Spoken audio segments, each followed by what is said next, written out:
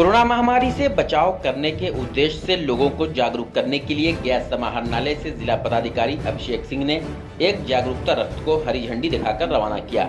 मौके पर जिला पदाधिकारी अभिषेक सिंह ने कहा कि गैर नगर निगम के क्षेत्र के अलावा टिकारी अनुमंडल, शेरघाटी अनुमंडल एवं विभिन्न क्षेत्रों में यह जागरूकता रथ जाएगी और लोगों को कोरोना से बचाने के लिए जागरूकता अभियान चलाएगी।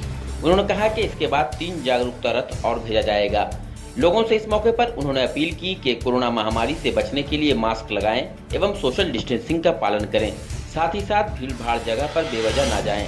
इन सब बातों को लेकर लोगों को जागरूक करने के लिए नोबल जागरूकता रथ रवाना किया गया है।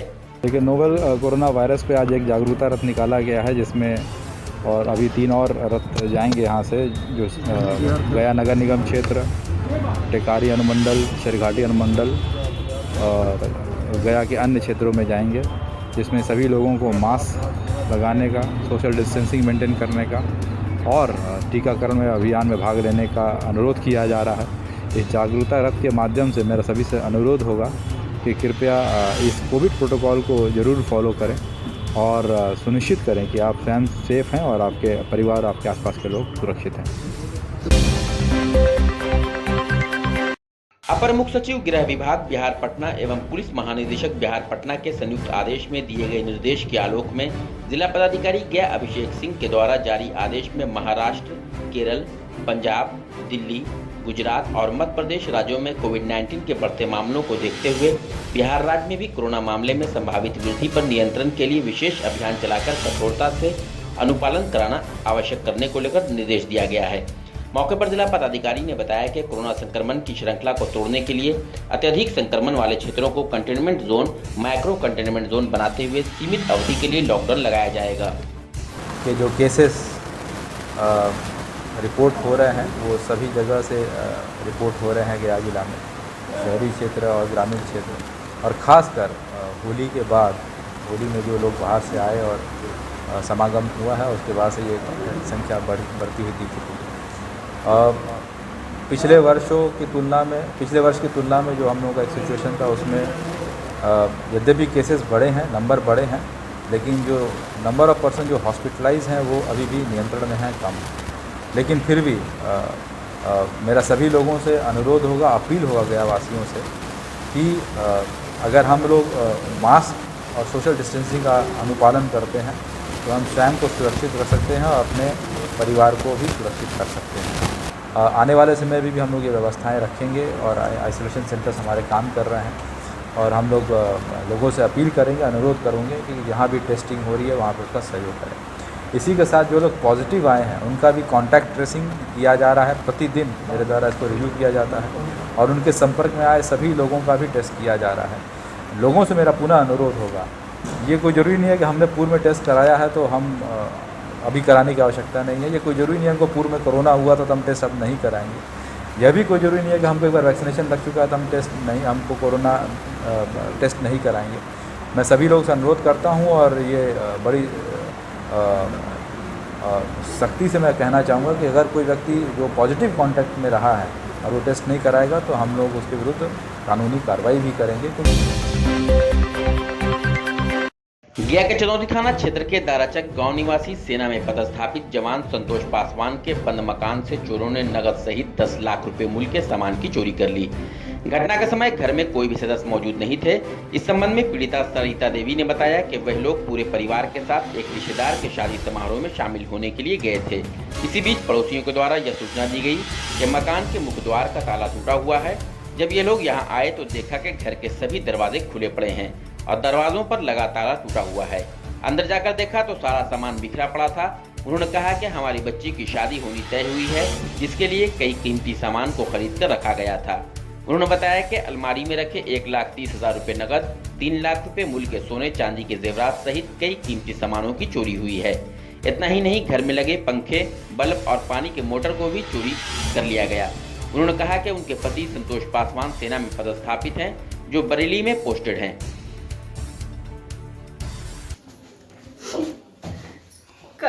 कल रात को सूचना मिला कि हमारे घर में चोरी हो गई। हम लोग गांव चले गए थे, ननद का शादी था तो सारा सामान यहाँ पे खरीद कर, गहना था, कपड़ा था, वॉशिंग मशीन, फ्रिज, कूलर, सारा सामान यहीं छोड़ के चले गए थे कि फिर उधर से आएंगे तो सब ले जाएंगे, क्योंकि शादी गांव पे होने ही वाली थी।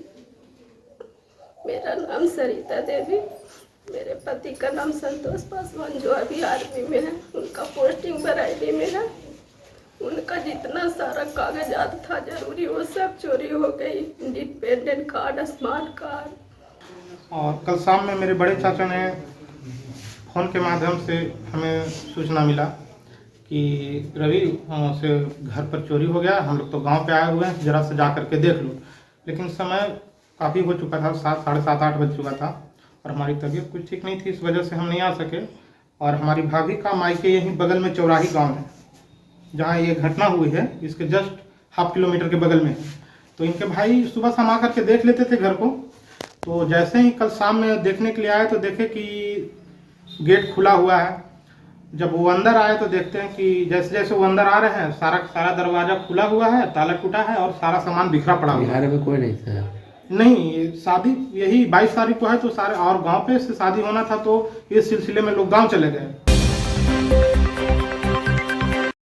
राज्य के स्वास्थ्य विभाग के प्रधान सचिव अमृत प्रत्यय बुधवार को गया पहुंचे। गया में कोरोना के बढ़ते मामलों को देखते हुए स्थिति नियंत्रण को लेकर वह गया पहुंचे थे। गया आने के बाद उन्होंने मगध मेडिकल कॉलेज अस्पताल में बनाए गए कोरोना वार्ड का औचक निरीक्षण किया। इस क्रम में जिले के अधिकारियों को आवश्यक निर्देश भी दिए। उन्होंने कहा कि बिहार में कोरोना का संक्रमण लगातार बढ़ता जा रहा है, जिसे देखते हुए गया पहुंचे हैं और कोरोना संक्रमण पर अंकुश के लिए रणनीति भी बनाई गई है। संबंधित अधिकारियों को दिशा निर्देश भी दिया गया है। जिले में कई स्थानों पर कोरोना डेडिकेटेड सेंटर बनाए जाएंगे। गया जिले में 128 कोरोना मरीज मंगलवार को मिले थे। इतनी तादाद में मरीज मिलने के बाद संक्रमितों के इलाज के लिए पूरी तैयारी की जा रही है।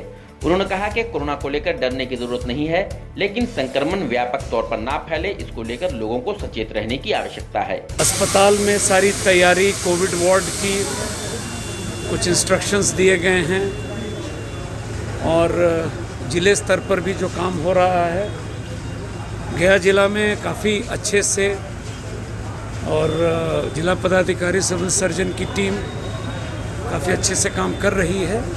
लेकिन मैं आप लोगों के माध्यम से सभी लोगों से अपील करना चाहता हूं कि सब लोग कोविड एप्रोप्रिएट बिहेवियर, चाहे वो मास्क का उपयोग करें, थोड़ी दूरी बनाकर रखें, अनावश्यक रूप से भीड़ भाड़ जगह पे न जाएं, क्योंकि इस साल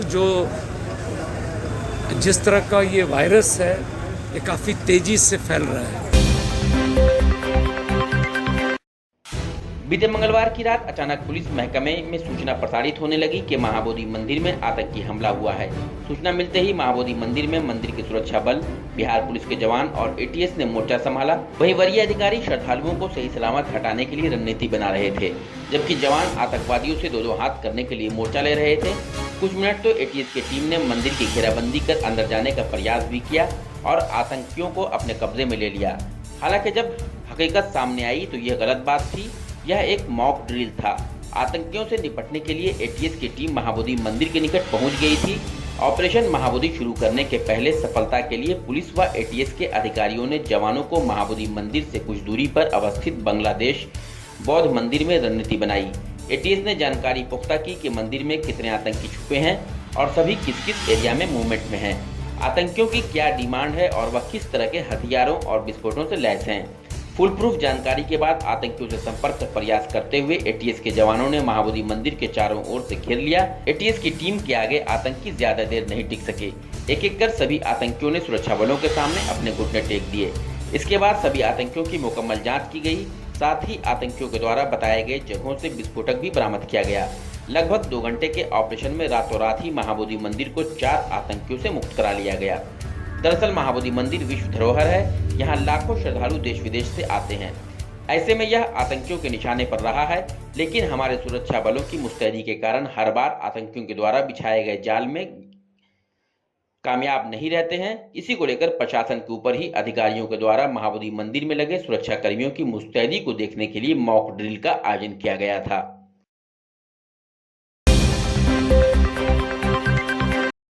गया के बोधगया स्थित खजबती बाजार में अतिक्रमण हटाने के दौरान अतिक्रमणकारियों ने पुलिस पर रोड़ेबाजी कर दी। दुकानदारों ने दुकान तोड़े जाने के विरोध में ईंट पत्थर से पुलिस प्रशासन पर हमला भी किया, जिसमें अंचलाधिकारी बोधगया कमल नयन कश्यप का सिर फट गया, जबकि एक महिला पुलिसकर्मी भी घायल है। बताया जा रहा है कि रोड़ेबाजी जब शुरू हुई तो जेसीबी चालक जेसीबी लेकर भागने लगा। वहीं महिला पुलिसकर्मी भी भागने के दौरान जेसीबी की चपेट में आने से पैर में गंभीर रूप से चोट आई, जिसका इलाज मगध मेडिकल अस्पताल में किया जा रहा है, जिसे देखने के लिए एसएसपी आदित्य कुमार, एसपी राकेश कुमार अस्पताल पहुंचे और घायल का हालचाल भी लिया। सिटी एसपी राकेश कुमार ने बताया कि मगध विश्वविद्यालय थाना की पुलिस और सीओ के द्वारा अतिक्रमण हटाने के लिए यह लोग गए थे, जहां अतिक्रमणकारियों ने पुलिस पर हमला कर दिया। इस दौरान एक महिला पुलिसकर्मी घायल है। उन्होंने कहा कि अतिक्रमणकारियों पर पहचान कर कठोर कार्रवाई की जाएगी। गौरतलब हो कि मोचारीम निवासी शिवा सक्सेना के द्वारा खजबती पैन से अतिक्रमण हटाने के लिए लोक शिकायत में आवेदन दिया गया था, जिसके बाद जमीन की नापी की गई और नापी के दौरान पाया गया कि कुल 24 लोग पैन की जमीन पर दुकान बनाकर रह रहे हैं, जिसको हटाने के उपरांत दुकानदारों और पुलिस प्रशासन के साथ भिड़ंत हुई थी, जिसमें अंचलाधिकारी कमल नयन कश्यप गंभीर रूप से घायल हो गए।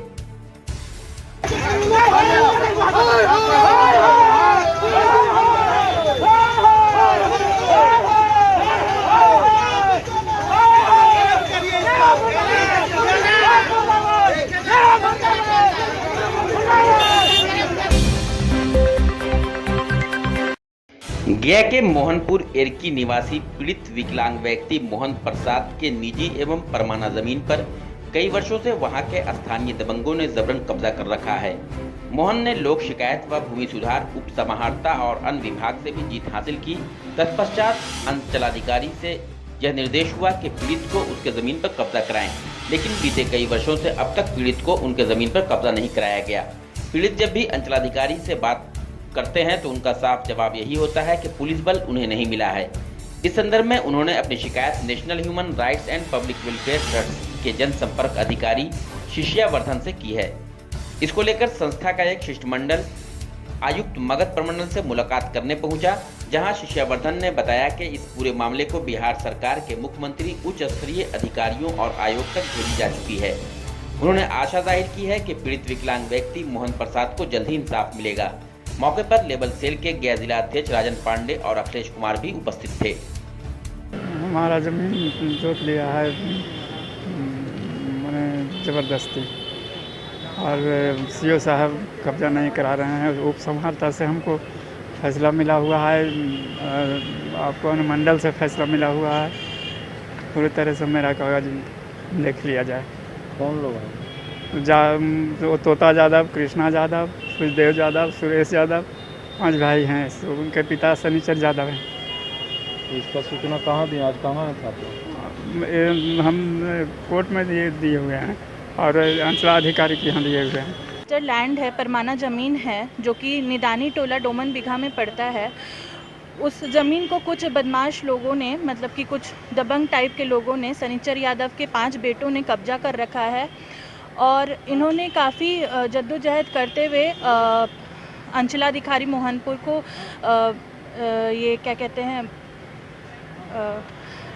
लेटर दिया था और लोक शिकायत दर्ज से भी इनकी जीत हासिल हुई, पर फिर भी इतना कुछ होने के बाद भी अभी तक कुछ भी इनको रिज़ल्ट नहीं मिला है। तो अंत में ये हमारे पास आए हैं और आज हम लोगों ने कमिश्नर ऑफिस, डीएम ऑफिस में इसको लेकर पत्र दिया है और कमिश्नर सर से हम लोग पर्सनली मिले भी, मैं और मोहन प्रसाद जी।